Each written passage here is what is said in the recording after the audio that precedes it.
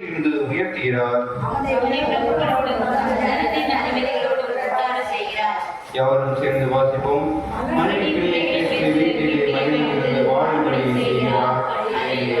பிதாவுக்கும் குமாரனுக்கும் பரிசுத்த ஆவிக்கும் மகிமை உண்டாவதாக. ஆதியிலும் இப்பொழுதும் சதா காலங்களாக இருக்கிறபடியே ஆமென். அப்படி நின்ற வண்ணமாக இந்த நாளுக்குரிய வேத பகுதியை நாம் வாசிக்க கேட்போம். இந்த நாளுக்கு தெரிந்து கொள்ளப்பட்டதான வேத பகுதி அது யோவான் எழுதின நற்செய்தி நூல் 1வது அதிகாரம் வசனங்கள் 1 தொடங்கி 18 முடிய.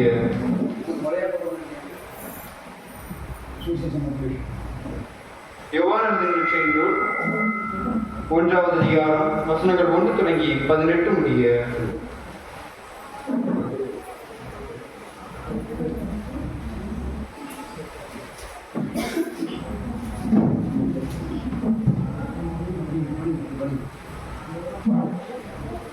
ஒன்றாவது அதிகாரம் வசனங்கள் 1 தொடங்கி 18 முடிய. ஆதியிலே வார்த்தை இருந்தது, அந்த வார்த்தை தேவனிடத்தில் இருந்தது, அந்த வார்த்தை தேவனாய் இருந்தது.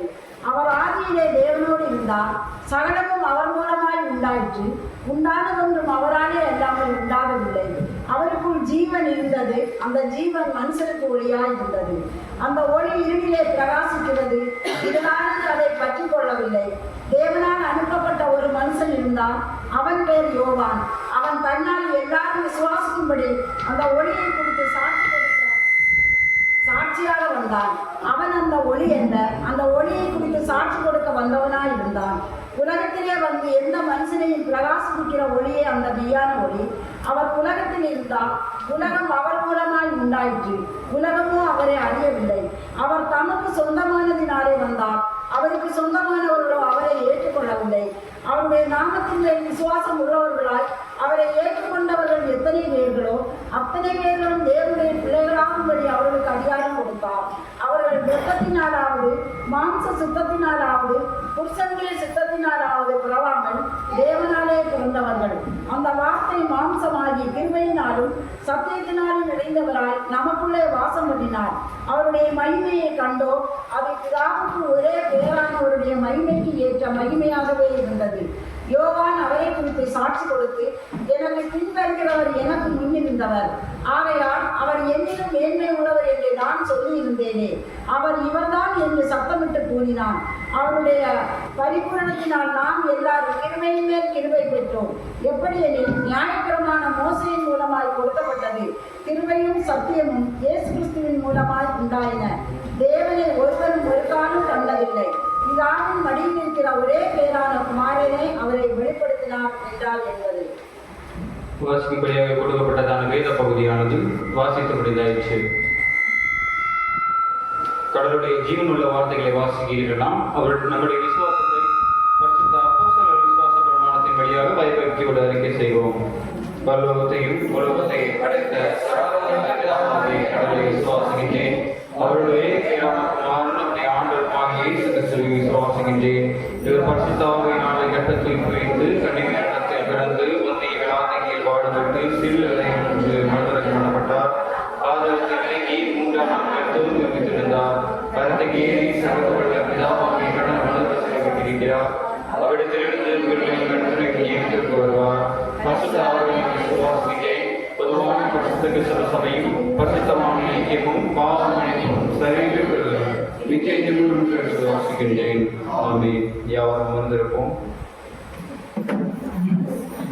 நாம் கடவுளுடைய செய்தி காரியமாக பாடல் புத்தகத்திலே 656வது பாடலை பாடுவோம். அதிசயமானவர் ஆலோசனை கர்த்தா என்ற பாடலை பாடுவோம்.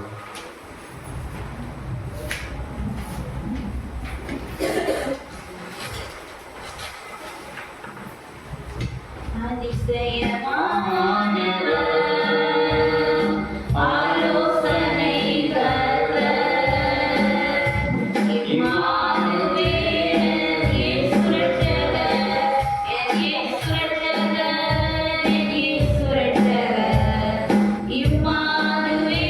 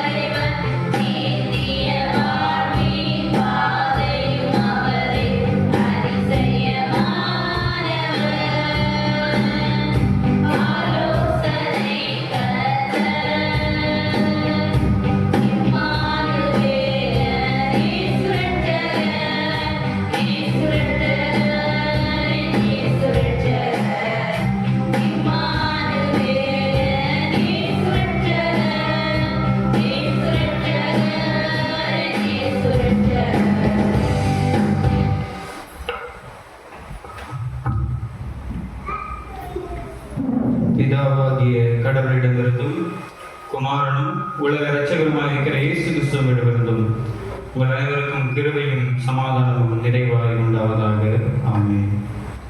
நாம் இன்னும் சற்று நேர சிந்தனைக்காக எடுத்துக் கொள்ளப்பட்ட வேத பகுதி அது யோவான் எழுதிய நற்செய்தி நூல் 1ஆம் அதிகாரம் வசனங்கள் 1 தொடங்கி 18 முடிய, அதில் 7 தொடங்கி 10 முடிய வசனங்களை எழுத்துள்ளவர் வாசிக்கும்படி கேட்டுக்கொள்கிறேன். அவன் கண்ணால் எல்லாரும் விசுவாசிக்கும்படி அந்த ஒளியை குறித்து சாட்சி கொடுக்க சாட்சியாக வந்தார். அவன் அந்த ஒளி அல்ல, அந்த ஒளியை குறித்து சாட்சி கொடுக்க வந்தவனாய் இருந்தார். உலகத்திலே வந்து எந்த மனுஷனையும் பிரகாசிக்கிற ஒளியே அந்த மெய்யான ஒளி.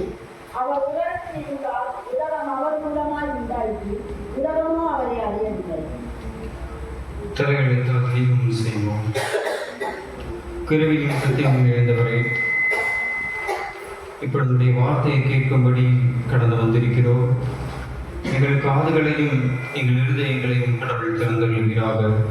கடவுள் எங்களோடு பேசுங்க, அடியேறி நிறைத்து கடவுள் வெளிப்படுங்க. உடைய பிரசனம் எங்களோடு தங்கியிருப்பதாக. இதை மீது நாம் இயேசு கிறிஸ்து மூலமாக ஜெபிக்கிறேன்.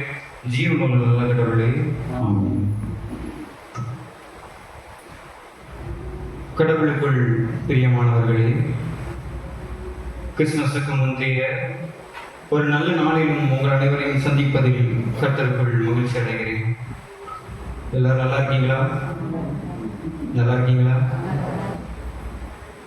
நல்லதொரு நாள், காலையில் வெடிஞ்சா கிறிஸ்துமஸ்.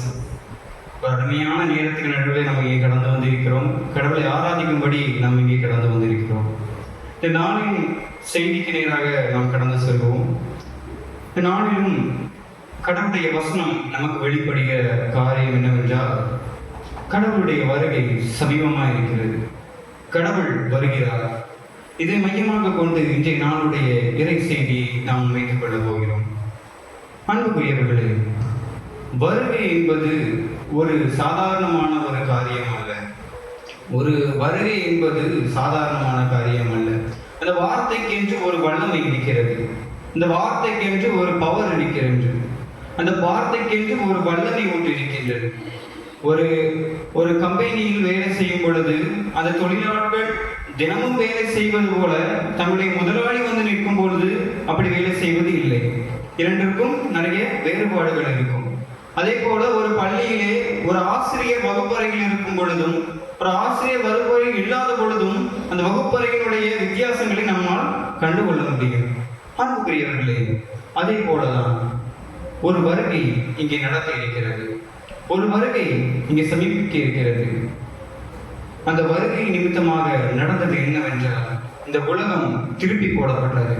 இந்த உலகத்தின் மனுக்குலமானது, இந்த உலகத்தின் சிந்தனையானது, இந்த உலகத்தின் செயலானது, இந்த உலகத்தின் பண்பாடுகளானது அனைத்தும் இந்த பிறப்பினால், இந்த வருகையினால் திருப்பி போடப்பட்டது.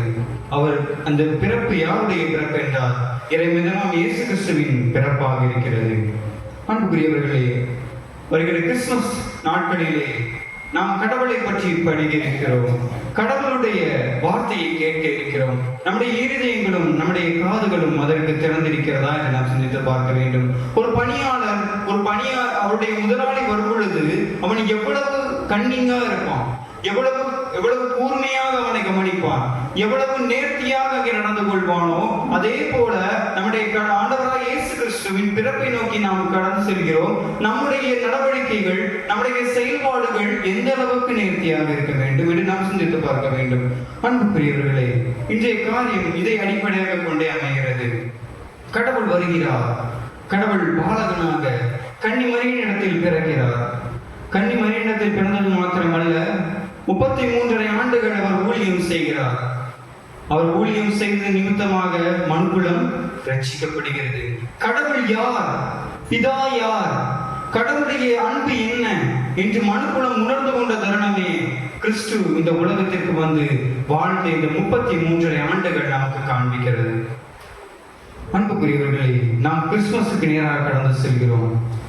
குழந்தை பாலன் இயேசுவை நாம் வரவேற்க தயாராக இருக்கிறோம். கடவுள் வருகிறார். கடவுளுடைய வருகைக்கு நாம் ஆயத்தமாக இருக்கிறோமா? கிறிஸ்துமஸுக்கு நம்ம சாதாரணமாக ஆயத்தப்படுவது எப்படி? நல்ல புது ட்ரெஸ் எடுத்து எல்லாரும் தூங்கிட்டு இருக்கீங்களா? வெளிப்போடு தானே இருக்கீங்க. நைட்டெல்லாம் முடிச்சிருக்கணும். இப்போ விழித்தே இருக்கு. கர்த்தருடைய வருகை சமீபமாக இருக்கிறது, விழித்திருங்கள் என்று அப்போஸ்தலனாகிய பவுல் கொரிந்து திருச்சபைக்கு சொன்ன மாதிரி விழித்திருங்கள். கேட்குதா நான் பேசுறது? கேட்குறது. அன்புக்குரியவர்களே, நாம கிறிஸ்துமஸ் சொன்னா எதெல்லாம் நமக்கு முதல்ல மைண்ட்ல வரும்? புது ட்ரெஸ் எடுக்கணும், நல்ல காலையில சர்ச்சை முடிச்சு போன உடனே பிரியாணி வைக்கணும், அப்படிதானே? பிரியாணி சாப்பிட மாட்டீங்களா? அன்புக்குரியவர்களே, இப்படி நம்முடைய சிந்தனைகள் கிறிஸ்துமஸ் என்றால் எதை நோக்கி செல்கிறது? புது புது ஆடைகள், நல்ல சாப்பாடு, நல்ல ஒரு சந்தோஷமா குடும்பத்து கூட அந்த ஒரு நாள் ஸ்பெண்ட் பண்ணணும். இப்படியாக நம்முடைய எண்ணங்கள் நம்முடைய அன்றாட வாழ்விலும் மிக சிறப்பாக அந்த நாள் அமைய வேண்டும் என்று நாம் விரும்புகிறோம். ஆனால் இங்கே இயேசு கிறிஸ்து பிறக்கும் பொழுது அவருடைய பிறப்பு ஒரு சாதாரண ஒரு குடிலில் பிறந்தார். ஒரு சாதாரண ஒரு மரியின் மகனாக பிறந்தார். அவர் குடிலில் பிறக்கும் பொழுது அவரை சுற்றி என்னெல்லாம் இருந்திருக்கும்? ஆடு, மாடு, இன்னும் ஒரு மந்தைக்குள்ள போனோம்னா என்னெல்லாம் இருக்கும்? ஆடு இருக்கும், மாடு இருக்கும், கோழி இருக்கும். அவரை சுற்றி அனைத்து மிருகங்கள் இருந்தது. அனைவரும் நின்று கொண்டிருந்தார்கள். அவரை ஒரு கந்தை துணியில் சுத்தி முன்னணையிலே கிடத்திருந்த. முன்னணை தெரியும் தானே? மாடு தண்ணி குடிக்க பயன்படுத்துவாங்கல்ல, பயன்படுத்துவாங்க தானே? ஒரு மாடு தண்ணி குடிக்க பயன்படுத்துற தொட்டிக்கு பேர் தான் முன்னணைன்னு சொல்லுவாங்க. அந்த முன்னணையிலேயே யாரை படுக்க வைத்திருக்கிறார்கள்? கடவுளுடைய ஒரே பேரான குமாரனை அந்த முன்னணையிலே படுக்க வைத்திருக்கிறார்கள். இணைத்து பாருங்க. நம்ம கிறிஸ்துமஸ் சொன்னா புதுசா ட்ரெஸ் எடுக்கணும், நல்ல நல்ல இடங்களுக்கு போகணும், ஃபேமிலியோட டைம் ஸ்பெண்ட் பண்ணணும்னு நினைக்கிறோம். இயேசு கிறிஸ்துவ பிறக்கும் பொழுது எந்த துணிகளை சுத்தி வச்சாங்க? கந்தை துணிகள் சுத்தி வச்சாங்க. கந்தை துணி, அதாவது ரொம்ப லோ குவாலிட்டி துணிகளை கந்தை துணின்னு சொல்லுவாங்க. அன்புக்குரியவர்களே, இன்று கிறிஸ்துமஸுக்கு எதிராக நாம் கடந்து செல்கின்றோம். கிறிஸ்துமஸுக்கு எதிராக நாம் கடந்து செல்கிறோம். நாம் கடந்து செல்கிறோமா? கடவுளை எதிர்பார்க்கிறோமா? கிறிஸ்துவை எதிர்பார்த்து கடந்து செல்கிறோமா என்று நாம் சிந்தித்து பார்க்க வேண்டும். கடவுள் இந்த உலகத்திற்கு பிறந்ததற்கு 3 காரணம் இருக்கிறது. இந்த 3 காரணத்தை கொண்டு இன்றைய செய்தி அமைகிறதா இருக்கும். 3 காரியங்களுக்காக கடவுள் இந்த மனு குலத்திலே பிறந்தார். முதலாவதாக கடவுள் எதற்காக பிறந்தார் என்றால் மனிதனுக்கு வழிகாட்ட பிறந்தார். முதலாவது எதற்கு பிறந்தார்? மனிதர்களுக்கு வழிகாட்டும்படி பிறந்தார். கிறிஸ்து இந்த உலகத்தில் பிறந்தார். அவர் பிறக்கும் வரை மனிதர்களுக்கு எப்படி வாழ வேண்டும் என்று ஒரு நடைமுறை தெரியவில்லை. பல ஏற்பாடு பகுதிகளில் நாம் வாசித்து பார்ப்போமே, ஆனால் அதிலே குறிப்பிடப்பட்டிருக்கிறது பாவம் செய்ததற்கு என்னென்ன கணக்குக்கு எந்தெந்த வழிகளை இட வேண்டும் என்று. ஒருவன் பாவம் செய்தான் என்றால் இந்த பாவத்தின் நிமித்தமாக அவன் மரிக்க வேண்டும். ஏன்? பாவத்தின் சம்பளம் மரணமாய் இருக்கிறது. எனவே ஒருவன் பாவம் செய்தான் என்றால் அந்த பாவத்தின் நிமித்தம் அவன் மரிக்க வேண்டும். ஆனால் பழைய ஏற்பாட்டிலே அதற்கு பதிலாக தான் பலிகளை ஏற்படுத்தினார்கள். இந்த பலிகளின் நிமித்தமாக அவருடைய பாவங்களை நிவர்த்தி செய்யும் விதமாக ஒரு காணிக்கையை அங்கே பலியிடுவார்கள். இப்படி பலியிடுவது நிமித்தமாக இவர்கள் எவ்வளவு பாவம் செய்தாலும் அதனை நேரத்தில் இவர்களுக்கு கவலை இல்லை. ஏன்? என்ன பாவம் செய்தாலும் ஒரு மாட்டையோ ஒரு ஆட்டையோ கொண்டு போய் பலி கொடுத்தா அது சரியாகிவிடும் என்று ஒரு நம்பிக்கை. ஒரு வாழ வழியற்றவர்களாக இருந்தார்கள். ஒரு வாழ்க்கையை குறித்த ஒரு எண்ணம் இல்லாதவர்களாக இருந்தார்கள். கடவுள் எனக்கு இந்த வாழ்க்கையை தந்திருக்கிறாரே, நான் எப்படிப்பட்டவனாக வாழ வேண்டும்? கடவுளின் பாவங்களை ஒவ்வொரு புறமும் மன்னிக்கிறாரே, என் பலிகளின் நிமித்தம் என் பாவங்களை மன்னிக்கிறாரே, நான் எப்படிப்பட்டவனாக வாழ வேண்டும் என்ற ஒரு எண்ணம் இல்லாதவர்களாக, வாழ்வதற்கு ஒரு வாழ்வை குறித்த ஒரு கவலை இல்லாதவர்களாக இந்த பழைய ஏற்பாட்டின் மக்கள் வாழ்ந்து வந்ததை நம்மால் கண்டுகொள்ள முடிகிறது. நம் அனைவருக்கும் தெரியும். நமக்கு மோசையை பத்தி தெரியும், அப்படிதானே? மோசை யாரு?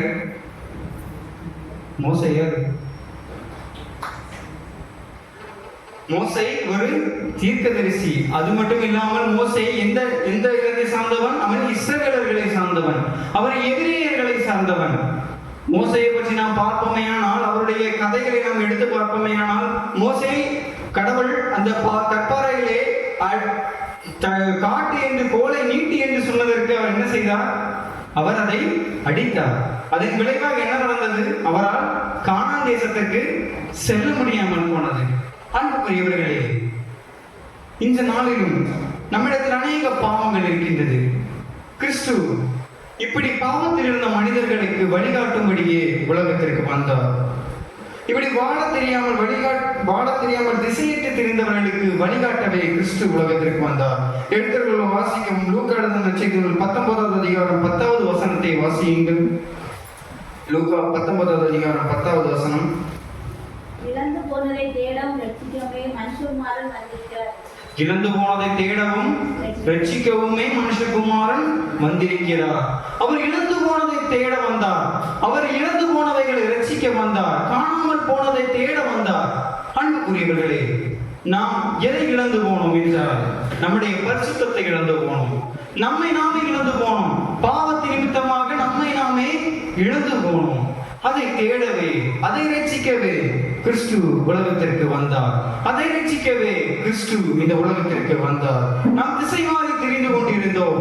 மக்கள் திசை மாறி சென்று கொண்டிருந்தார்கள். இப்படிப்பட்ட மக்கள் திசை மாறி சென்று கொண்டிருக்கிறார்களே, இவர்கள் தம்முடைய பாவங்களின் நிமித்தமாக பலிகளை கொடுத்து தங்களை தாங்களே ரட்சித்துக் கொள்வதாக நினைத்துக் கொண்டிருக்கிறார்களே, அது தவறு என்பதை புரிய வைக்கவும், மனிதன் எப்படி இந்த உலகத்திலே வாழ வேண்டும் என்ற ஒரு வழியை காட்டவுமே கிறிஸ்து இந்த உலகத்திலே வந்தார். இந்த வேதத்தை படித்து பார்த்த அனைத்து வல்லுநர்களும் சொன்ன காரியம், இயேசு கிறிஸ்துவை போல் ஒரு மனிதன் இந்த உலகத்தில் வாழ்ந்திருப்பதற்கு சாத்தியமே இல்லை என்று அமெரிக்காவை சேர்ந்த அறிஞர்கள் குறிப்பிடுகிறார்கள். ஏனென்றால் அத்தனை பாடுகள் பட்டிருக்கிறார். இப்படி ஒரு மனிதன், எந்த தவறும் செய்யாத ஒரு மனிதன், எந்த ஒரு பாவமும் செய்யாத ஒரு மனிதன் இந்த உலகத்தில் வாழ்ந்திருப்பதற்கு சாத்தியமே இல்லை என்று அறிஞர்கள் குறிப்பிடுகிறதை நம்மால் கண்டுகொள்ள முடிகிறது. அப்படி பரிசுத்தமாக வாழ்ந்தவர் தான் யாரு? நம்முடைய ஆண்டவராகிய இயேசு கிறிஸ்து. அன்புக்குரியவர்களே, கிறிஸ்து பிறந்ததற்கு காரணம் நாம் வழிமாறி சென்று கொண்டிருந்தோம்.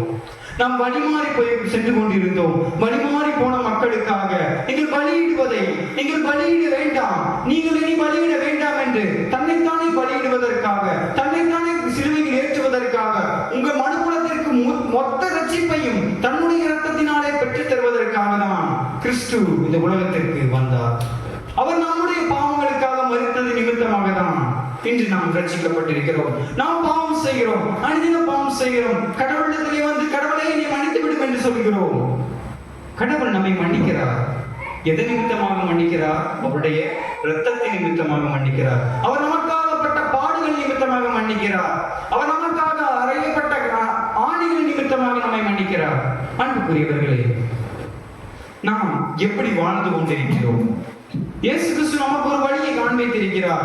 உன்னுடைய அயலானை நீ அன்பு செய், உன் அயலானோடு நீ நன்றாக வாழு, உன் அயலானுக்கு நீ தீங்கு செய்யாதே என்று இயேசு நமக்கு கற்றுத் தந்திருக்கிறார். நம்மால் அதை கடைபிடிக்க முடிகிறதா? இன்று கிறிஸ்துமஸுக்கு நேராக நாம் கடந்து செல்கிறோம். நம்முடைய வாழ்க்கையில் எதெல்லாம் நாம் செய்ய வேண்டும், என் வாழ்விலே நான் கிறிஸ்துமஸுக்கு போகும் பொழுது இதெல்லாம் நாம் செய்ய வேண்டும் என்று நாம் ஆசைப்படுகிறோம். இன்று நாம் கடவுள் நம்மிடத்தில் எதிர்பார்க்கும் வழி, என்னுடைய வழியில் நீ வாழ வேண்டும் என்பதுதான். கடவுள் நம்மிடத்தில் எதிர்பார்ப்பது என்னுடைய வழியில் நீ வாழ வேண்டும் என்பதுதான். இரண்டாவதாக, கடவுள் எதற்கு இந்த உலகத்திற்கு வந்தார் என்றால், அவர் இருளை நீக்கி ஒளி தர வந்தார். அவர் இருளை நீக்கி ஒளி தர பிறந்தார். நாம் யோவான் நற்செய்தி நூல் வசனம் 1வது அதிகாரம் வசனம் 4-5 பார்த்தோமையானால் அதில் குறிப்பிடப்பட்டிருக்கிறது. வேதத்தில் வாசியுங்கள். அவனுக்குள் ஜீவன் இருந்தது, அந்த ஜீவன் மனுஷனுக்குள் ஒளியாய் இருந்தது, அந்த ஒளி இருளிலே பிரகாசிக்கிறது, இருளானது அதை பற்றிக் கொள்ளவில்லை. ஒரு ஒளி இருக்கிறது, அந்த ஒளி இருளிலே பற்றிக் கொள்ளவில்லை. அன்புக்குரியவர்களே, ஆண்டவர் இயேசு கிறிஸ்து இந்த உலகத்தில் பிறக்கும் பொழுது ஒரு ஒளியாக பிறந்தார். இந்த ஒளி என்பது ஒரு சிம்பாலிக், அதாவது ஒரு ப்ராடக்ட், ஒரு நம்ம சாதாரணமா சொல்ற மாதிரி எப்படின்னா ஒரு அடையாளம். இது ஒரு அடையாளமாக கருதப்படுகிறது. ஒளி எதற்கு அடையாளமாக கருதப்படுகிறது? இருளை நீக்கி ஒரு இடத்திற்கு வெளிச்சத்தை தருவதற்கான ஒரு அடையாளமாக காணப்படுகிறது. ஆண்டவர் இயேசு கிறிஸ்து இந்த உலகத்தில் உள்ள பாவங்கள், இந்த உலகத்தில் உள்ள எல்லா காரியங்களும் இந்த உலகத்தை இருளாக்கி இருப்பதை என்பதை கடவுள் அறிந்த நிமித்தமாக தான் ஒளியாக இந்த உலகத்திலே பிறந்தார். அவர் ஒளியாக பிறந்தது நிமித்தமாக தான், அவர் ஒளியாக வந்தது நிமித்தமாக தான் இன்று நாம் ரட்சிப்பை அடைந்திருக்கிறோம். ஒரு ரூமுக்குள்ள கடுமையான இருட்டு இருக்குன்னா நம்மளால உள்ள போக முடியுமா? ஒரு ரூமுக்குள்ள கடுமையான இருள் இருக்கிறது அப்படின்னா நம்மளால உள்ள போக முடியுமா? முடியாது.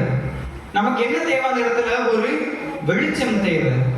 நமக்கு அந்த இடத்திலே ஒரு வெளிச்சம் தேவை. அப்படி அந்த வெளிச்சம் இருந்தால் மட்டும்தான் அந்த இடத்துல என்ன இருக்கிறது, அந்த இடத்திற்கு நாம போகலாமா வேண்டாமா என்று நம்மால் முடிவு செய்ய முடியும்.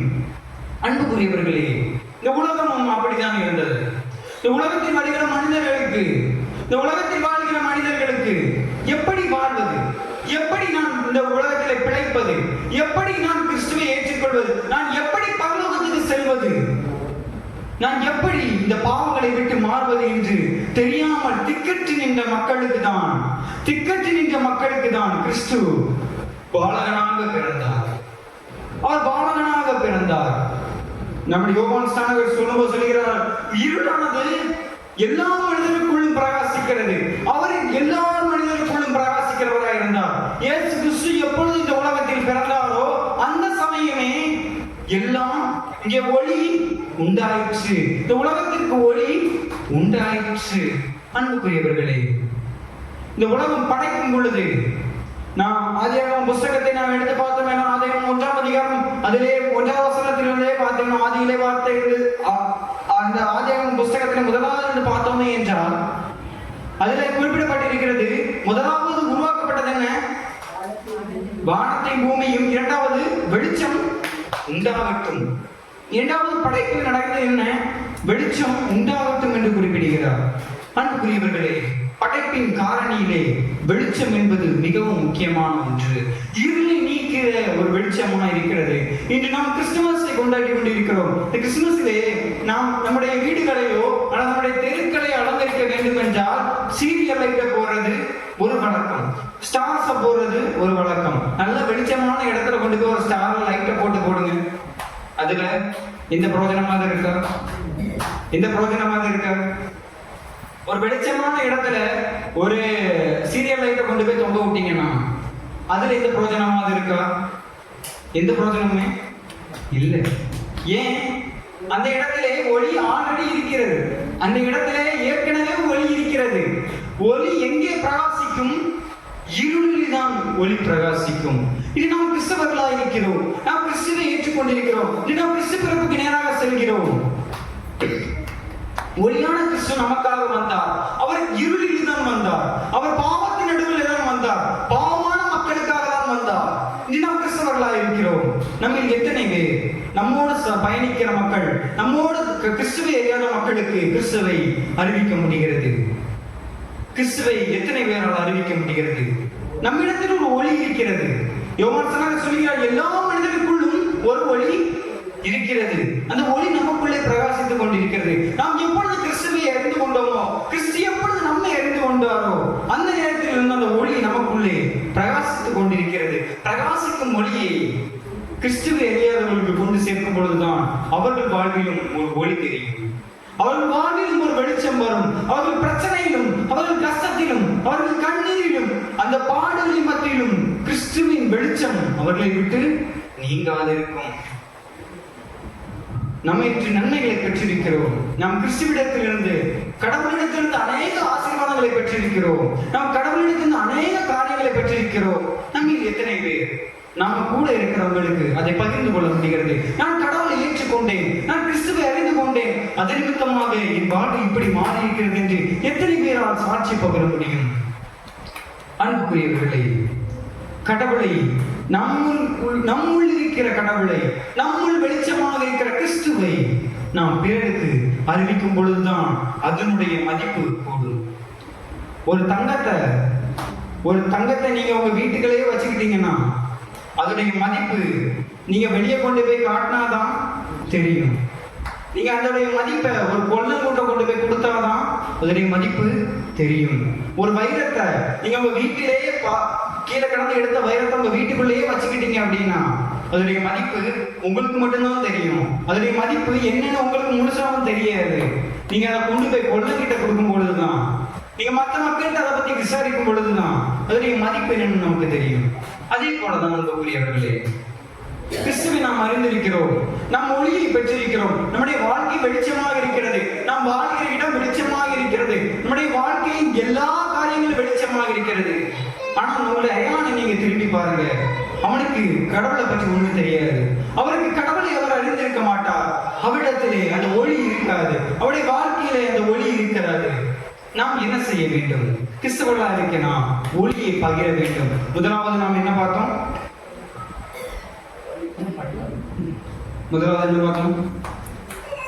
உண்மையில நீங்களும் உறங்குங்கன்னு நினைச்சுக்கிட்டு இருக்கீங்க. சரி, முதலாவது என்ன பார்த்தோம்? மனிதர்களுக்கு வழிகாட்டுவதற்காக பிறந்தார் என்று பார்த்தோம். எப்படி நாம் வாழ வேண்டும்? கிறிஸ்துவின் வழி வாழ வேண்டும். இரண்டாவது நாம் என்ன பார்த்தோம்? இருள் நீக்க ஒளியாக பிறந்தார் என்று பார்த்தோம். அவர் இருளை நீக்குவதற்காக ஒளியாக பிறந்த நமக்குள்ளே இருக்கும் ஒளியை நாம் பிறருக்கும் கொடுக்க வேண்டும் என்று நாம் பார்த்தோம். மூன்றாவதாக அவர் அதிகாரத்தை தர பிறந்தார். யோவான் நற்செய்தி நூல் 12வது அதிகாரம் 13வது வசனத்தை வாசியுங்கள்.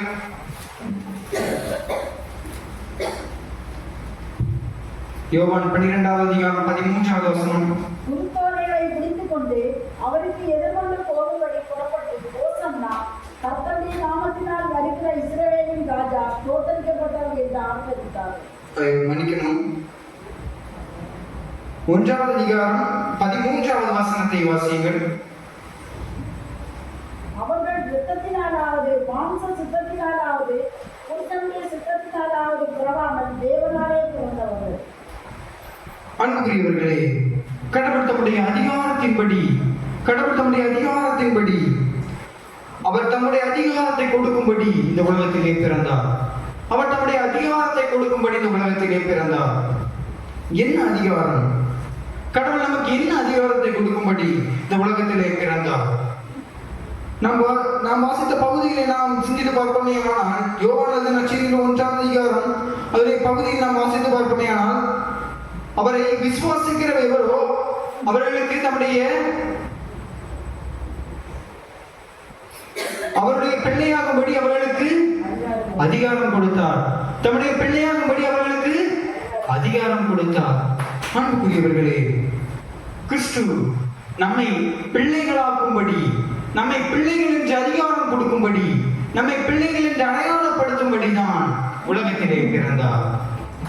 அவர் நம்மை பிள்ளைகள் என்று அடையாளப்படுத்த இந்த உலகத்திலே பிறந்தார்.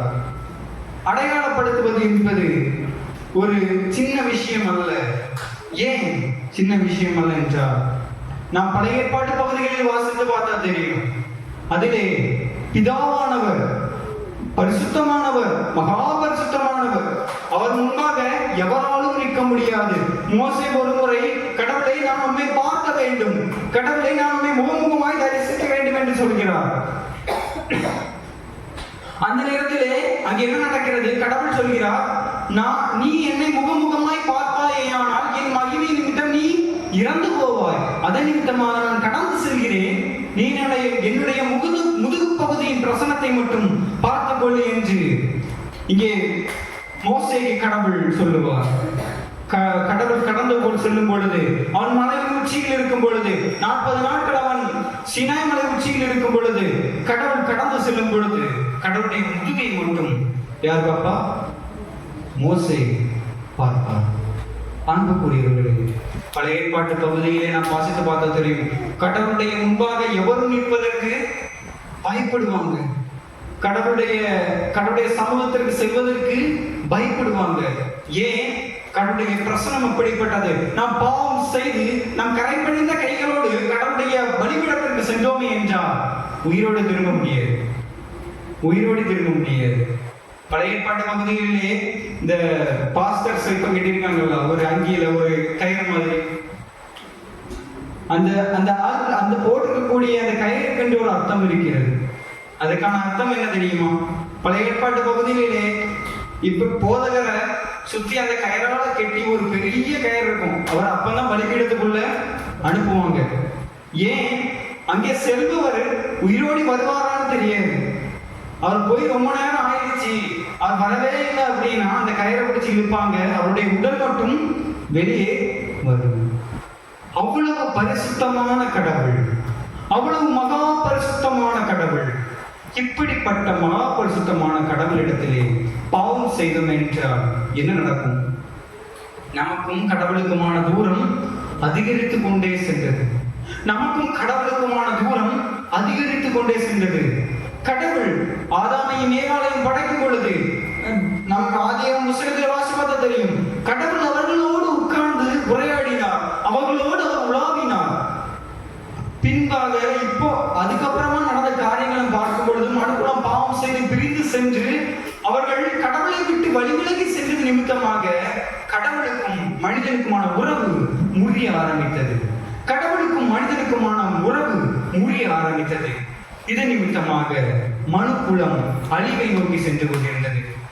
கடவுள்ன்றவர் நம்ம நினைக்கிறோம் கடவுளுடைய துணை இல்லாம வாழ்ந்துட முடியும். கடவுள்ன்றவர் ஆக்சிஜன் மாதிரி, அவர் காத்து மாதிரி. காத்து ஒரு 5 நிமிஷம் கட்டாச்சுன்னா நம்மள யாராவது உயிர் வாழ முடியுமா?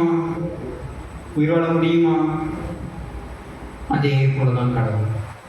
கடவுள் நம்ம 5 நிமிஷம் கை விட்டுட்டாருன்னா, 5 நிமிஷம் நில்லு, நான் இப்போ வாரம் சொல்லிட்டு அவர் கையை விட்டுட்டு போனாருன்னா நம்ம நிலைமை என்ன நினைச்சு பாருங்க.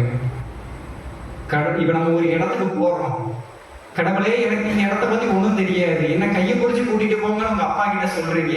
அப்பா என்ன என் கையை பிடிச்சி கூட்டிட்டு போங்கன்னு. அப்பா போயிட்டு இருந்த வழியில அப்பா திருவிழா நடுவில் பிள்ளைய கையை விட்டுட்டு போனா அந்த பிள்ளையோட இந்த திருவிழா வந்து அப்பா கிட்ட திரும்ப போக முடியுமா? அந்த அப்பாவே திரும்ப தேடி வந்தாதான் உண்டு. அதே போலதான் கடவுளுக்கும் நமக்குமான இடையான தூரம் பிரிவுன்றது மிக பெரிதாக சென்று கொண்டிருந்தது. இது நிமித்தமாக மனுக்குலம் அழிவை நோக்கி சென்று கொண்டிருந்தது. இந்த அழிவில் இருந்து மீட்கும் பொருட்டுதான் இயேசு கிறிஸ்து இந்த உலகத்திற்கு வந்தார். நம்மை அழிவில் இருந்து மீட்கும் பொருட்டுதான் இயேசு கிறிஸ்து இந்த உலகத்திற்கு வந்தார். அவர் வந்தது நிமித்தமாக தான் இன்று நீங்களும் நானும் ரட்சிக்கப்பட்டிருக்கிறோம். அவர் வந்தது மாத்திரமல்ல, அவர் வந்து என்ன செய்தார்? நமக்கான ஒரு அடையாளத்தை கொடுத்தார். இப்பொழுது காவல்துறையில் இருப்பவரிடத்திலே நாம் சென்று நீங்கள் காவல்துறையில் இருக்கிறீர்கள் என்பதை நாங்கள் எப்படி அறிந்து கொள்வது என்றால் அவருடைய ஐடி ப்ரூஃப் அவர் காட்டுவார். அதே போல நாம் இந்த உலகத்திலே பாவம் செய்து திக்கற்றவர்களாக, நாம் ஒரு யாரும் இல்லாதவர்களாக, கடவுளுடைய துணை இல்லாதவர்களாக இருந்தவர்களுக்கு கடவுள் கொடுத்த அடையாளம் என்ன? என்னுடைய பிள்ளைகள், நீங்கள் என்னுடைய பிள்ளைகள், நீங்களுடைய பிள்ளைகளாயிருக்கிறீர்கள் என்ற ஒரு அடையாளத்தை கடவுள் இவர்களுக்கு கொடுக்கிறார். அன்புக்குரியவர்களே, இந்த அடையாளத்தை கொடுக்கவே கடவுள் உலகத்திற்கு வந்தார். இந்த அடையாளத்தின் நிமித்தமாக தான் நாம் கடவுளிடத்திலே நெருங்குகிறோம். கிறிஸ்து அல்லாது வேறொரு ரட்சிப்பு இந்த பூமியிலே உண்டோ என்று நாம் கேட்டிருக்கிறோம். அன்புக்குரியவர்களே, கிறிஸ்து அல்லாது நமக்கு வேறொரு ரட்சிப்பு இல்லை. கிறிஸ்து அல்லாது நமக்கு வேறொரு ரட்சிப்பு இல்லை. கிறிஸ்து இருந்ததினால் மாத்திரமே, இன்று அவர் நம்மை பிள்ளையாய் ஏற்றுக்கொண்டதால் மாத்திரமே இன்று நாம் உயிரோடு இருக்கிறோம், இன்று நாம் பிழைத்து இருக்கிறோம், இன்று நாம் இங்கே உட்கார்ந்து கொண்டிருக்கின்றோம்.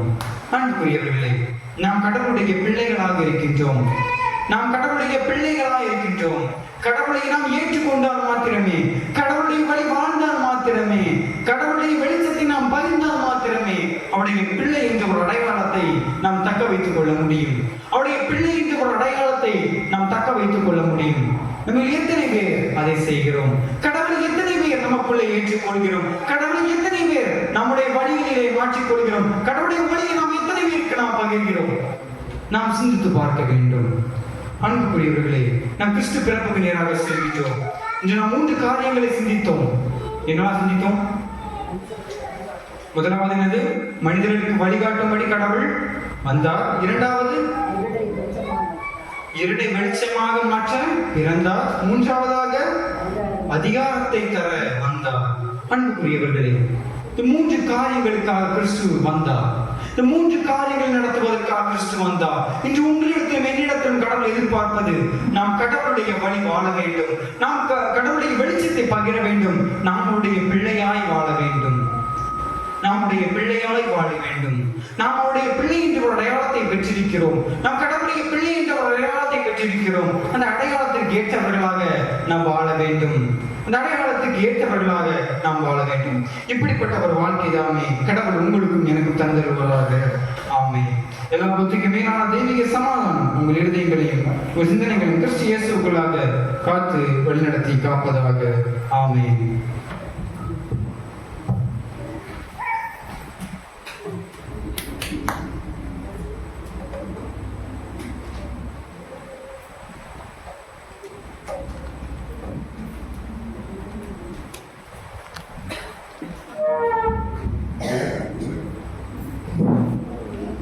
நாம் கடவுளுடைய நாமத்தை மையப்படுத்தும் வண்ணமாக பாடல் புத்தகத்திலே 180வது பாடலை பாடுவோம்.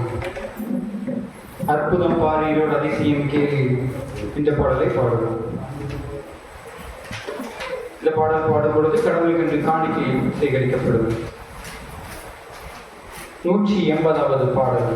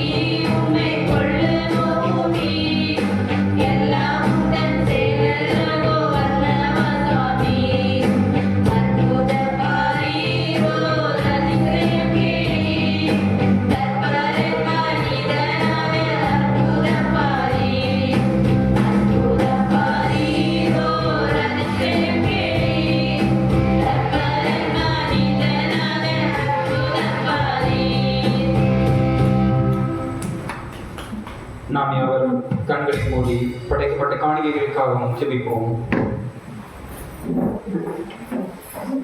துதிகளின் மத்தியில் வாசம் செய்கிறதான அன்பின் பரலோக தகப்பனே, கடவுளே, உடைய நாமத்தின் நிமித்தமாக இங்கே கடந்து வந்து உங்களுடைய சித்தத்தின் நிமித்தமாக உண்மை பாடி உண்மை புகழ்ந்து மேம்படுத்த கடவுள் எங்களுக்கு அந்த பெரிதான நன்மைகளுக்காக நன்றி செலுத்துகிறோம். கடவுளே, எத்தனையோ பேர் இந்த பாக்கியம் கிடைக்காமல் இருக்கிறார்கள், எத்தனையோ பேர் இந்த நாளை கண்டுகொள்ள முடியாமல் இருக்கிறார்கள். கடவுளே, எங்களுக்கு நல்லதொரு நாளை தந்தீரே, அதற்காக நன்றி. இந்த நாளை நிறைவு செய்து நாளைய நாளிலும் உங்களுடைய பிறப்பின் நற்செய்தியோடு நாங்கள் கடந்து செல்கிறோம். கடவுளே, அந்த நாளை எங்களுக்கு ஆசீர்வதித்தாருங்க. கடவுளே, உடைய கிருபையின் கரம் அந்த நாளோடு இருக்கட்டும். உடைய கிருபையின் கரத்தினால் அந்த நாளை நாங்கள் நன்மையாக அனுசரிக்க கடவுள் எங்களுக்கு கிருபை செய்யுங்க. இன்னுமாக இன்று நாங்கள் கேட்டபடியே கடவுளே, உடைய வருகைக்கு ஏற்றவர்களாக வாழ்வடிக்கும், உடைய பிறப்புக்கு ஏற்றவர்களாக நாங்கள் வாழும்படிக்கும், நீர் எங்களுக்கு காட்டின வழியில் நாங்கள் நடக்கும்படிக்கும் கடவுள் எங்களுக்கு கிருபை செய்தார்கள். இந்த வார்த்தையை நாங்கள் கேட்டுவிட்டு போவது மட்டுமல்லாமல் இருதயங்களிலே இது பதியும்படி கடவுளுக்கு கிருபை செய்ய வந்திருக்கும் ஒவ்வொருவரையும் கடவுள் ஆசீர்வதிப்பீராக. கடவுள் அனைவரோடும் உடைய கிருபை பிள்ளைகளோடு இங்கே தங்கியிருக்கபடி நாங்கள் ஜெபிக்கிறோம். கடவுளை இவர்களை ஆசீர்வதியும் உடைய கிருபையின் கரம் அனைவரோடும் தங்கியிருப்பதாக. கடவுளை பல கஷ்டங்கள் இருக்கலாம், பல பாடுகள் இருக்கலாம், பல சோதனைகள் இருக்கலாம், இம்மட்டும் நடத்திய நேசர் இனிமேல் நடந்து கொள்ளுங்க. கடவுளை இந்த நாளிலும் வந்திருக்கும் ஒவ்வொருவருக்காக மீண்டும் ஜெபிக்கிறோம். கடவுள் அனைவரை ஆசீர்வதிப்பீராக. இனமாக சபைக்காக ஜெபிக்கிறோம். கடவுள் இந்த சபையை ஆசீர்வதிப்பீராக, சபை பொறுப்பாளர்களை ஆசீர்வதிப்பீராக, சபை போதகரை ஆசீர்வதிப்பீராக. இதை நடத்துவதற்கான பலனையும் ஆற்றலையும் கிழமைகளையும் மகனுக்கு தந்தபடி நாங்கள் ஜெபிக்கிறோம். இன்னுமாக இந்த சபையில் இருக்கிற வாலிபர் சங்கம், மாதர் சங்கம், ஓய்வு பாடசாலை, இன்னுமாக இளைஞர்கள் சங்கம், இன்னுமாக அநேக சங்கங்கள் கடவுள் நீர் அவர்களை ஆசீர்வதிக்கும்படி நாங்கள் ஜெபிக்கிறோம். உடைய கிருபையின் அவர்களோடு இருப்பதாக. அனைவரையும் கடவுள் ஆசீர்வதிப்பீராக. கடவுளை படைக்கப்பட்ட காணிகைகளை கடவுள் ஆசீர்வதிப்பீராக. கையின் பிரயாசங்களிலிருந்து படைக்கப்பட்ட காணிகைகள் கடவுளை வீணாய் போவதுபடிக்கு உடைய சமூகத்தில் வந்திருக்கிறது கடவுள் அறிகிறேன். அவர்களுடைய கையின் பிரயாசங்களை கடவுள் ஆசீர்வதிப்பீராக. உடைய கிருபையின் கரம் அனைவரோடும் தங்கிதாக இருக்கட்டும். கடவுளை நாங்கள் இப்பொழுது பிரிந்து செல்கிறோம். பெரியாத நேசரின் கரம் நீங்கள் அனைவரோடும் இருந்து எங்களை வழிநடத்தட்டும். இறை மைந்தனாம் இயேசு கிறிஸ்து மூலமாக ஜெபிக்கிற ஜீவனுள்ள நல்ல கடவுளே, ஆமென். ஆசீர்வாதத்தை பெற்றுக்கொள்வோம். கர்த்தரானவர் உங்களை ஆசீர்வதித்து உங்களை காப்பாராக. கர்த்தரானவர் தம்முடைய முகத்தை உங்கள் மேல் பிரகாசிக்க செய்து உங்கள் மேல் கிருபையாய் இருப்பாராக. கர்த்தரானவர் தம்முடைய திருமுகத்தை உங்கள் பிரசன்னமாக செய்து மேல் சமாதானம் கட்டளையிடுவாராக. ஆமென், ஆமென். என் ஆத்மாவே கர்த்தரை ஸ்தோத்திரி, என் முழுமே பரிசுத்த நாமத்தை ஸ்தோத்திரி. என் ஆத்மாவே கர்த்தரை ஸ்தோத்திரி, கர்த்தருடைய சகல உபகாரங்களை மறவாதே. ஆமென். நன்றி. சிறுவர் ஆராதனை காண வந்திருக்கும் அனைவரு சபை உறுப்பினரையும் வரவேற்கிறோம்.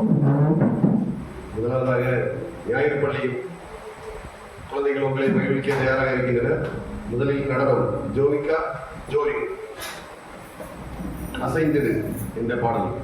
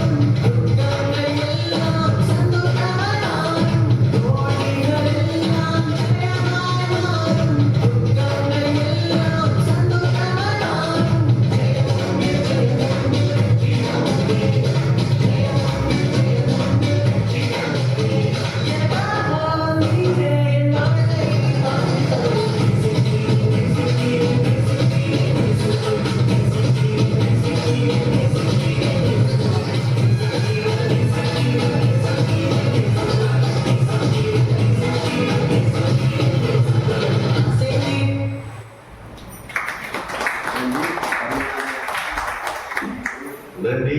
அருமையான நடனமாடிய குழந்தைகளுக்கு அன்பும் நன்றியும். அடுத்ததாக பாடல் ஜென்சிகா ஜோசுவா, இளம் குளிர்காலம். இளங்குளிர்காலம் பொன்மாலை நேரம், இளங்குளிர்காலம் பொன்மாலை நேரம், தேவன் பிறந்தாரே, இங்கு தேவன் பிறந்தாரே. இளங்குளிர்காலம் பொன்மாலை நேரம், இளங்குளிர்காலம் பொன்மாலை நேரம், மீட்பர் பிறந்தாரே, இங்கு மீட்பர் பிறந்தாரே. Happy Christmas, Merry Christmas, Merry Merry Christmas. Happy Christmas, Merry Christmas, Merry Merry Christmas. உலகெங்கும் அமைதி உருவாக இங்கு, உலகெங்கும் அமைதி உருவாக இங்கு, மாட்சியுடனே பிறந்தாரே, தேவன் மாட்சியுடனே பிறந்தாரே. Happy Christmas, Merry Christmas, Merry Merry Christmas. Happy Christmas, Merry Christmas, Merry Merry Christmas. விண்மீன்கள் ஒளிய எக்காலம் முழங்க, விண்மீன்கள் ஒளிய எக்காலம் முழங்க, இதயங்கள் மகிழ பிறந்தாரே, தேவனே எங்கள் மகிழ பிறந்தாரே. Happy Christmas, Merry Christmas, Merry Merry Christmas. Happy Christmas, Merry Christmas, Merry Merry Christmas. இளங்குளிர்காலம் பொன்மாலை நேரம், இளங்குளிர்காலம் பொன்மாலை நேரம், மீட்பர் பிறந்தாரே, இங்கு மீட்பர் பிறந்தாரே.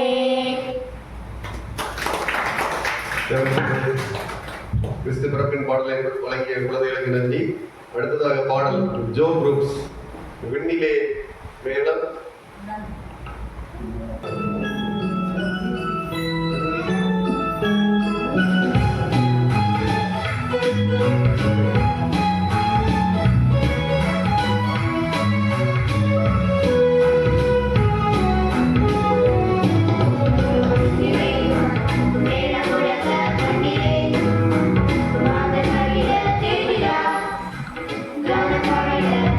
ஆண்டவர் பிறந்திட்டார், மனிதர்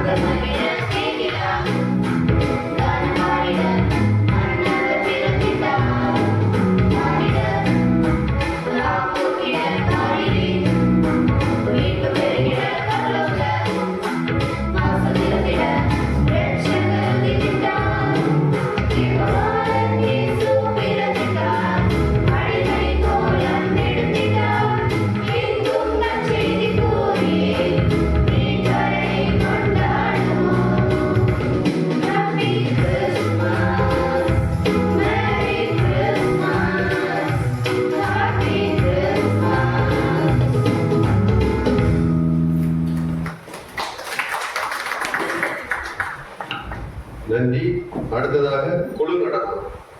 ஜோசியா குழுவினர்.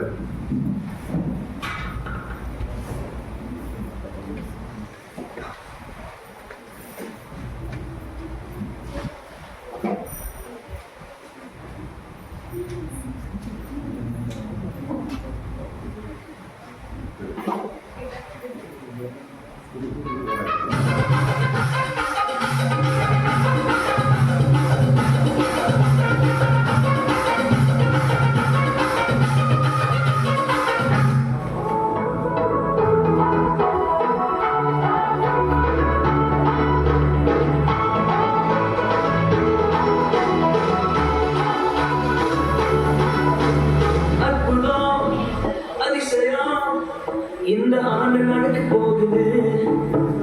அற்புதம், அதிசயம் இந்த ஆண்டு நடக்க போகுது.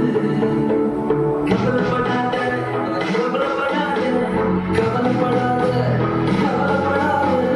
அற்புதம் நடக்க போகுது. அற்புதம் நடக்க போகுது. சூப்பர் நேச்சுரல் ஆண்டு. Supernatural Monday. Supernatural Monday. Even supernatural Monday. Go!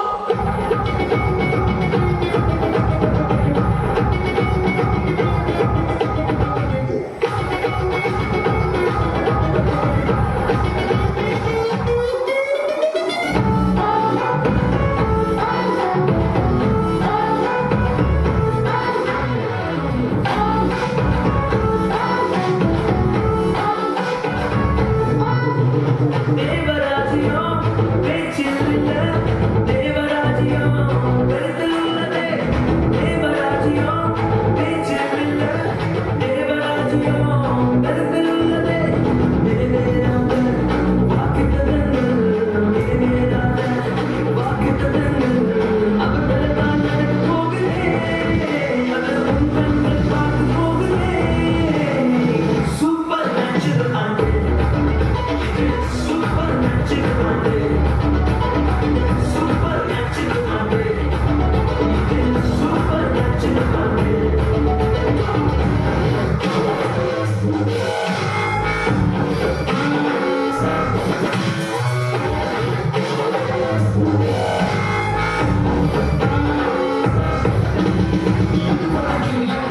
தேசங்கள் கிடையா அற்புதங்கள் செஞ்சு எந்த சந்ததி எல்லாம் தாண்டி தாண்டி எல்லாம் ஓடி ஏவே ஏவே ஏலே ஏலே.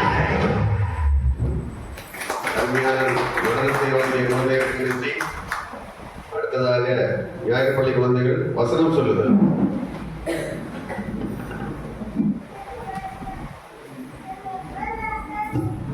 இன்று ஆண்டவராகிய கிறிஸ்துவின் இரட்சகர் உங்களுக்கு தாவீதின் ஊரிலே பிறந்திருக்கிறார். பாலகன் பிறந்தார், நமக்கு ஒரு குமாரன் கொடுக்கப்பட்டார், சட்டத்துவம் அவர் தோளில் இருக்கும். உலகத்தில் இருக்கிற தேவனுக்கு மகிமையும் பூமியிலே சமாதானமும் மனுஷத்தை பிரியமும் உண்டாவதாக என்று சொல்லி தேவனை துதித்தார்கள். தேவதூதன் அவர்களை நோக்கி பயப்படாதீர்கள், இதோ எல்லா ஜனத்துக்கும் மிகுந்த சந்தோஷத்தை உண்டாக்கும் நற்செய்தியை உங்களுக்கு அறிவிக்கின்றேன்.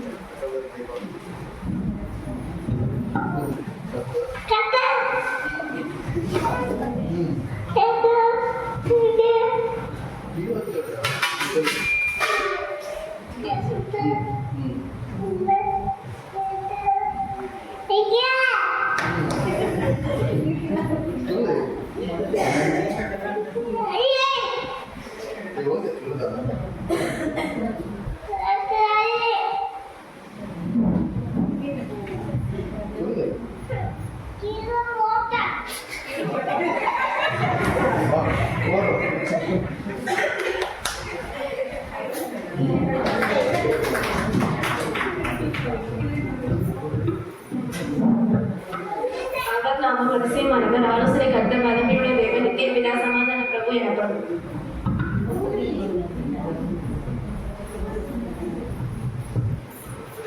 உன்னதத்தில் கடவுளுக்கு மகிமை, பூமியில் மனுஷனுக்கும் சமாதானம். மனுஷர்கள் அவருக்கு பிரியம் என்று சொல்லி கடலை துதித்தார்கள்.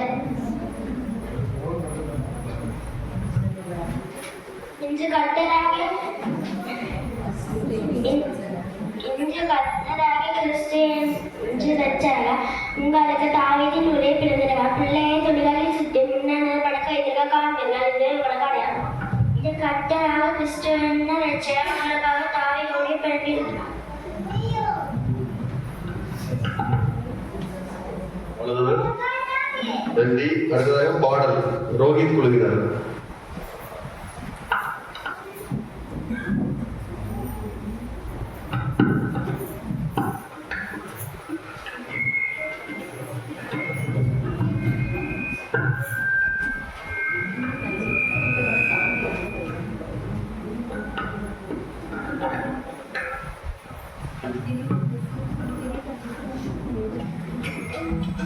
Thank you.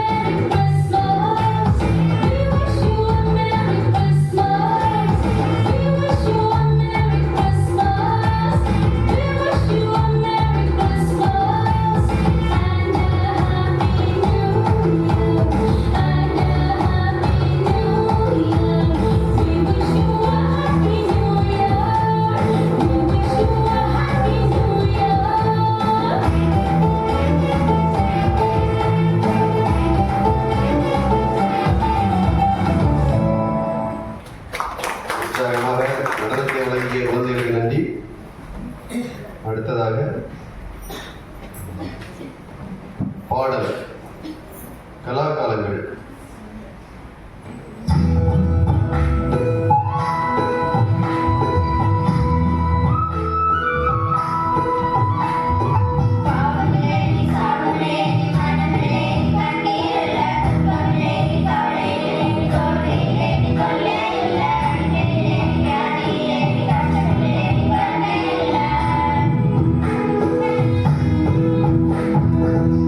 காலம்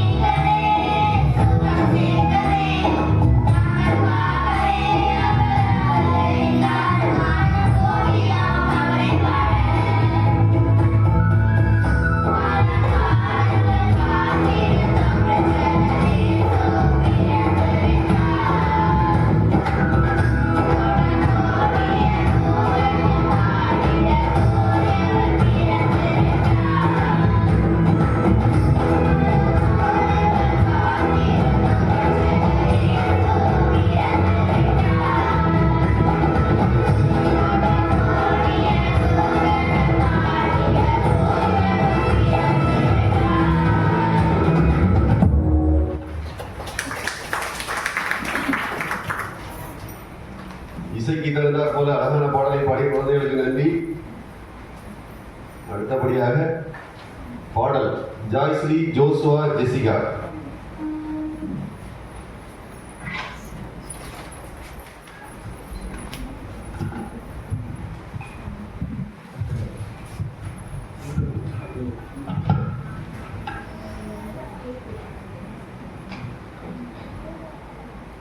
டொக் டொக் டொக் டொக் சத்தம் கேக்குது. டக் டக் டக் டக் ஹார்ட் பீட் துடிக்குது. டக் டக் டக் டக் சத்தம் கேக்குது. டக் டக் டக் டக் ஹார்ட் பீட் துடிக்குது. இதய கதவை திறந்து இயேசுவுக்கு இடம் கொடு.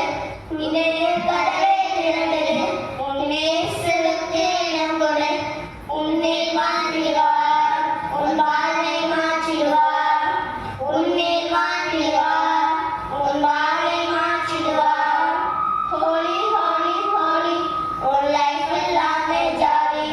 Holy, holy, holy, உன் life எல்லாமே jolly. Tok, tok, tok, tok, சத்தம் கேக்குது. லக் டக் லக் டக் heart beat துடிக்குது. Tok, tok, tok, tok, சத்தம் கேக்குது. லக் டக் லக் டக் heart beat துடிக்குது. நன்றி. அடுத்தபடியாக நடனம் சில்லான குளிர்காற்று.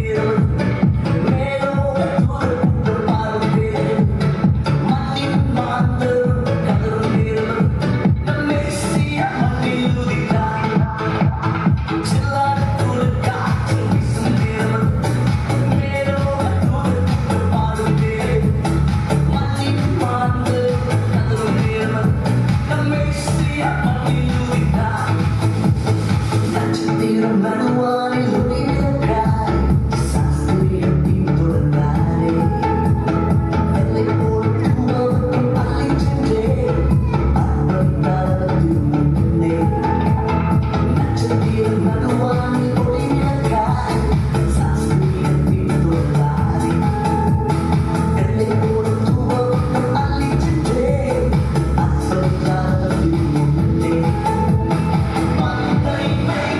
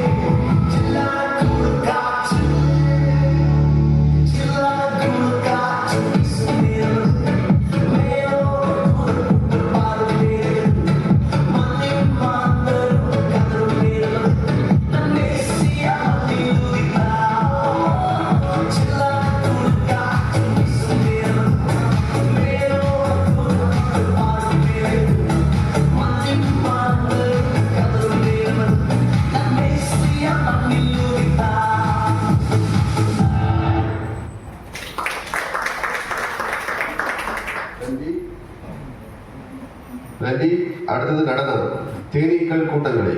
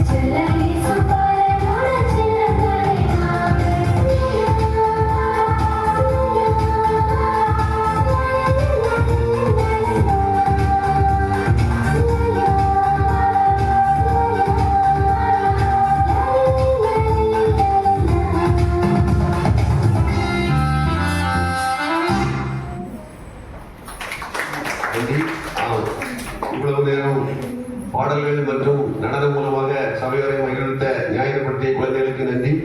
இனி பரிசளிப்பு செயலாளர் தொடர்ந்து நடத்துவார். கிறிஸ்துவுக்குள் அன்பானவர்களே, இதுவரை சிறுவருக்கான செய்தியை கேட்டோம். பிற்பாடு பிள்ளைகளுடைய நடனத்தை பார்த்தோம்.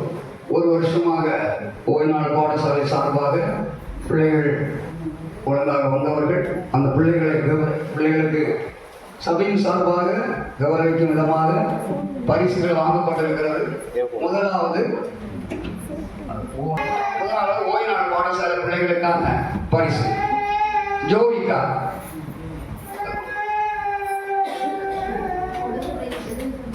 ஓய்நாள் பாடசாலை அந்த மாதிரி 40 வாரத்துக்கு ஒரு உமேஸ்வரிக்கு தான் கேட்டுக்கிட்டாரு.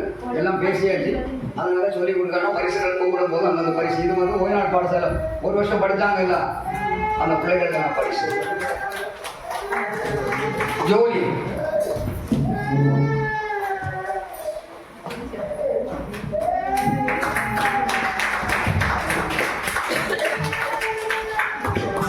ரோஹித்.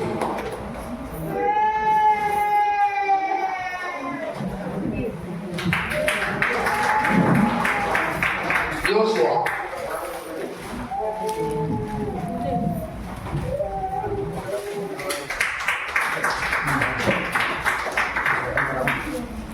ஜோசிகா.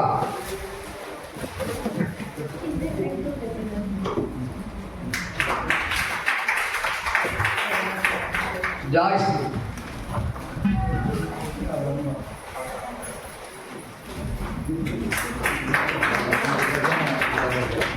ஜென்சிகா.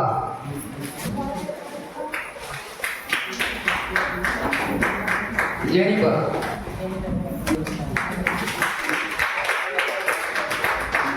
ஜெசிகா. இது ஓய்நாள் பாடசாலை ஒரு வருஷம் அந்த நாளுக்கு தக்கன கொடுக்கப்பட்ட பரிசு.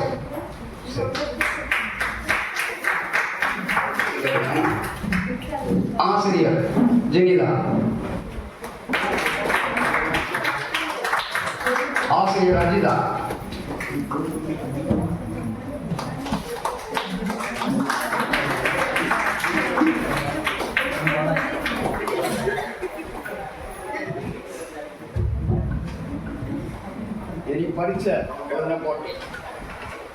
பரிசுல ஃபர்ஸ்ட் செகண்ட். ஆமாம், இது ஃபர்ஸ்ட் செகண்ட். ஜெகநாத் ஜாய்ஸ்ரீ முதல் பரிசு. இரண்டாவது பரிசு ஜென்சிகா.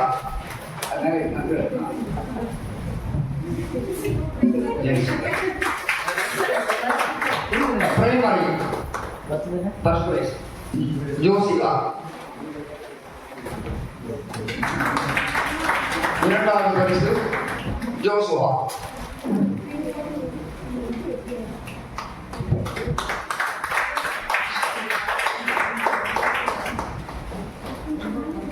அடுத்து ஜூனியர் தானே, ஜோலி ஸ்டெபி முதல் ஃபர்ஸ்ட் பிரைஸ். முதல் பிரைஸ். இரண்டாவது பரிசு ஜெனிபர்.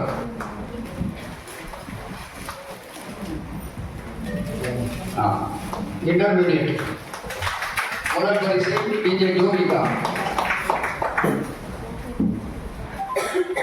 இரண்டாவது பரிசு ரோஹித்.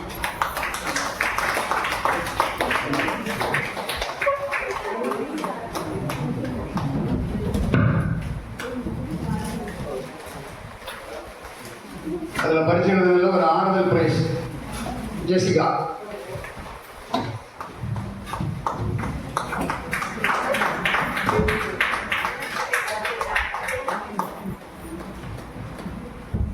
வசனம் சொல்லல, வசனம் சொல்ல பிள்ளைகள் தான் பெரிய பாக்கியம். வசனம் சொல்லல ஜோதிகா.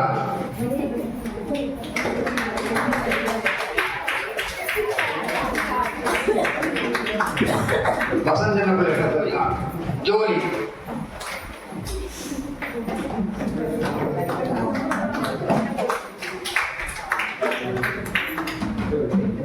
ஜோசிகா.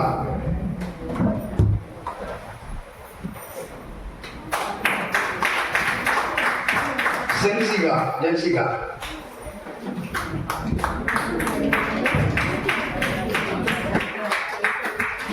ஜோசுவா.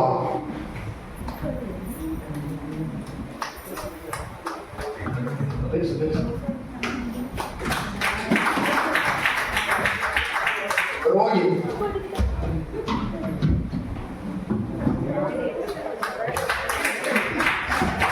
ஜாய்ஸ்ரீ.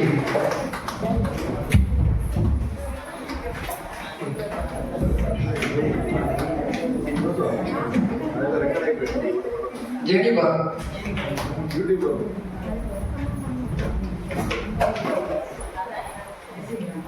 ஜெசிகா.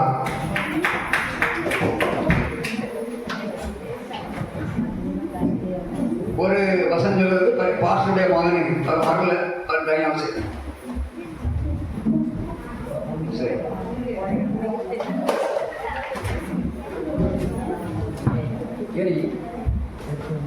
எந்த பரிசையும் கலந்து கொள்ளாம நம்முடைய சபையை சேர்ந்த பிள்ளைகள், நம்ம குடும்பங்களில் இருக்கிற பிள்ளைகளுக்கு, சின்ன குழந்தைகளுக்கு இல்லை, நடந்து தெரிகிற பிள்ளைகளுக்கு அந்த பரிசு கொடுக்கப்படும். அந்த கொஞ்சம் நடக்க போகும்போது அடுத்த வருஷம் அந்த பரிசு கொடுக்கப்படும். முதல் பரிசு அவன் முதல்ல நிற்கிறான். ஆறுனை ஜோல்டா.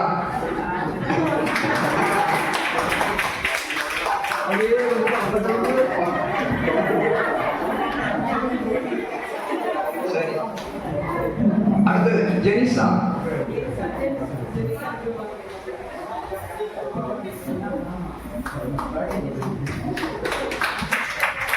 ஜெனிசா.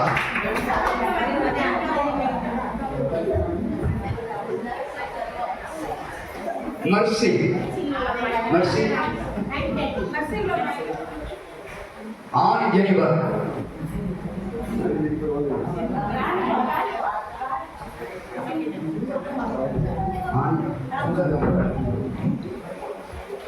கேனன்.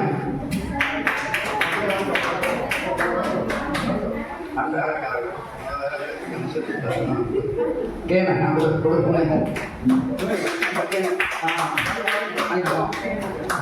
ஜோகன்.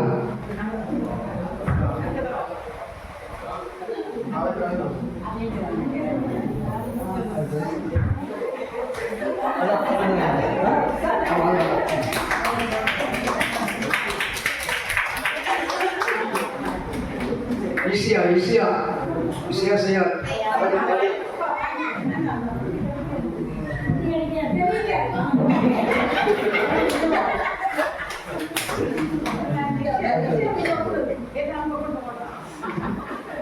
அப்படி வந்தவனுக்கு பேர் மகத்தேர்வை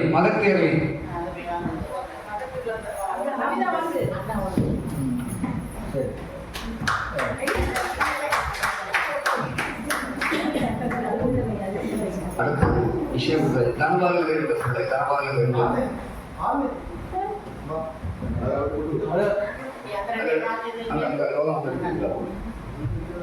விடுபட்டது போயாவது விடுபட்ட பிள்ளைகளுக்கு தானே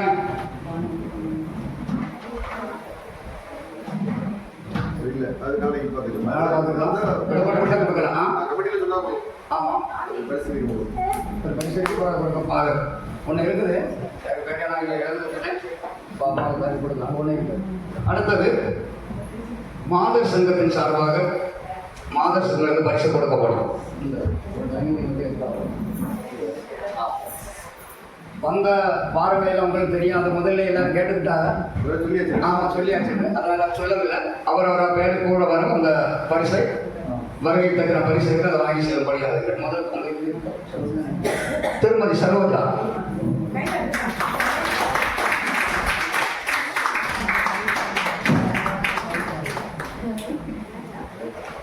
திருமதி லோகம்,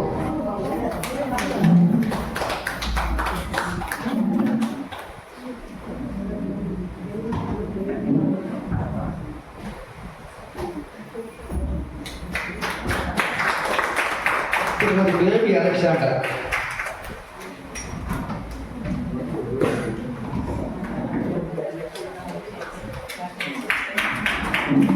திருமதி சீலாராணி,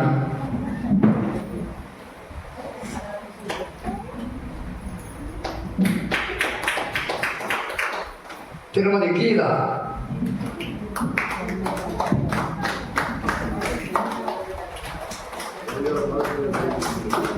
திருமதி புஷ்பபாய்,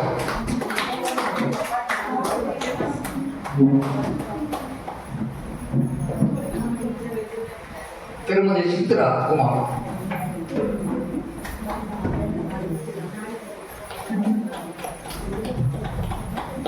திருமதி பேபி மோகன்,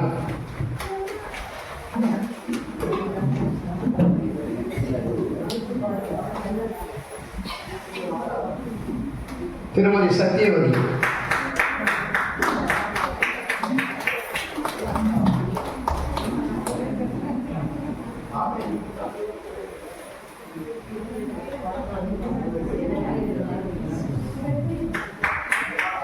நீங்க மகளிரெல்லாம் எந்த பரிசு கேட்கல.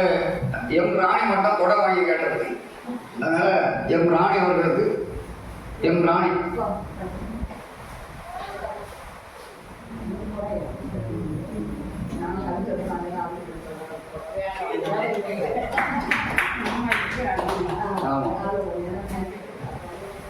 திருமதி ஜினிதா,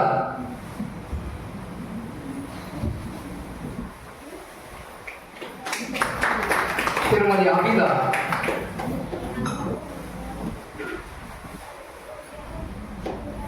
திருமதி ஜினி,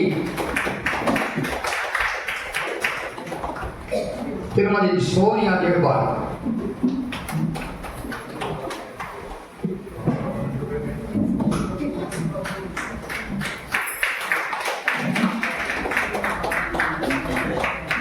இனி அனைத்து வாரம் நடத்தின வாரம் எல்லாம் ஒழுங்கா வந்த 3 பேர் இருக்கிறார்கள். அவருக்கு இனி அரசு இல்லையே கூட்டத்தில் இந்த 3 வருஷமா வச்சு கொடுக்க பாருங்க.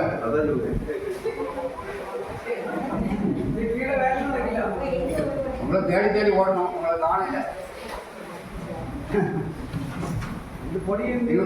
யூடியூப்ல தெரியட்டு சரி கேட்டு 3 வயசு ஆசிரியர்ல அனைத்து வாரம் ஒழுங்கா வந்த ஆசிரியர் ஜெனிதா அவர்களுக்கு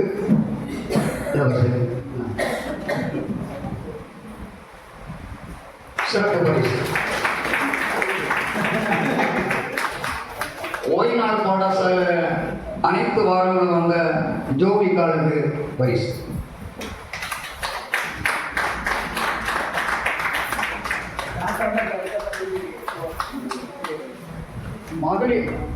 மகளிர்ல நடந்த அனைத்து வாரமும் வந்த திருமதி சரோஜா அவர்களுக்கு சிறப்பு பரிசு.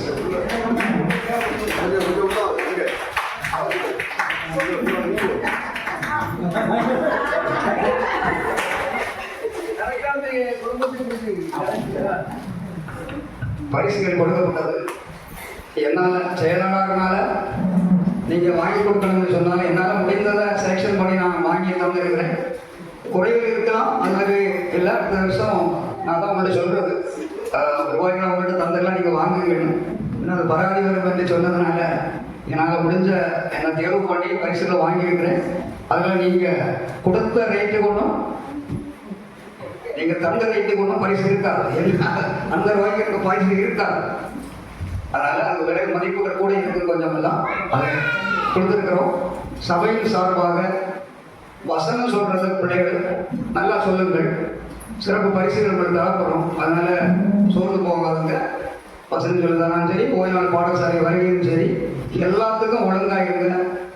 தாய்மார்கள் பொதுவாக எல்லா செவ்வாய்க்கிழமை எல்லாரும் கலந்து கொண்டு அந்த கூட்டத்தை நடத்துங்கள். தலைமையோட செயலாளர் என்ற முறையை கேட்டுக்கொள்கிறேன். அதில் அனைவரும் கலந்து கொண்டு நடத்துங்க. பரிசுகளை சபையின் சார்பாக ஆலோசனை செய்யலாங்களும் சொல்லி பிள்ளைகளுக்கு கொடுக்கறதுல எந்த கணக்கும் பார்க்கக்கூடாதுன்னு சொன்னதுனால பரிசுகள் வாங்கி தந்திருக்கிறோம். இதில் குறைகள் இருந்தாலும் நீங்கள் அதை பொறுமையாக தாழ்மையாக இருக்கும்படி கேட்டுக்கொண்டு பரிசு கொடுக்கும் முறையை முடித்துக் கொள்கிறோம். நன்றி. இப்பொழுது நமக்கு இன்னைக்கு சிறப்பு ஒரு பாஸ்டராக வந்திருக்கிறார். அவர்களை சபையின் சார்பாக வரவேற்று அவங்க நன்றி கூறிக்கொள்கின்றேன். பாஸ்டர் முதல்ல என்ன சொன்னதுன்னா, அவங்களுக்கு எனக்கு முதல்ல வந்தோன்னே தெரியாமல் ஆகி போய்விட்டது. என்னவென்றால் நம்ம கடைந்த வருஷம் வந்த பயிற்சி போதகரில் சின்னவர் வருவார் என்று சொல்லியிருந்தாங்க முதல்ல பாஸ்டர். நான் அவரை எதிர்பார்த்து கொண்டிருந்தேன்.